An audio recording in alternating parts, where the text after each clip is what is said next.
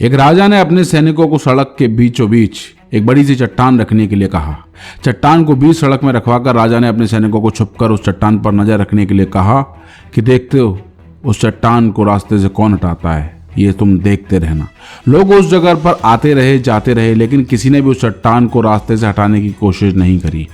उस चट्टान के पास से लोगों को गुजरने वालों में राजा के कुछ करीबी लोग थे और शहर के बड़े व्यापारी भी शामिल थे, और उनमें से कुछ लोग तो राजा को ही कोसने लगते थे।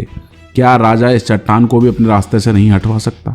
लेकिन किसी ने भी उस चट्टान को रास्ते से हटाने का प्रयास नहीं किया। ऐसा काफी दिनों तक चलता रहा। एक दिन एक किसान अपनी सब्जियों के साथ से उधर गुजर रहा था। उसने इस चट्टान को रास्ते में पड़े देखा और सोचा कि सबको इस चट्टान की वजह से कितनी तकलीफ हो रही है। उसने अपनी मजबूत लाठी से उस चट्टान को एक तरफ ढकेलने की कोशिश शुरू कर दी। काफ़ी कोशिश के बाद वह सड़क से उस चट्टान को हटाने में कामयाब हो गया। चट्टान रास्ते से हटाने के बाद किसान अपनी सब्जियों को उठाकर जाने ही वाला था कि उसकी अचानक उसकी नज़र एक पोटली पर पड़ी। जो पोटली ठीक उस जगह पर पड़ी थी, रखी हुई थी जहाँ पर वह चट्टान थी। उस पोटली को खोलकर देखा तो उसमें सोने के सिक्के थे और उस सिक्कों के साथ राजा का एक संदेश भी था, जिसमें लिखा था कि ये सोने के सिक्के उनके लिए हैं जो इस चट्टान को रास्ते से हटाएगा। दोस्तों, बिल्कुल ठीक इसी तरह हम सबकी लाइफ में भी परेशानियां, समस्याएं, प्रॉब्लम्स आती हैं।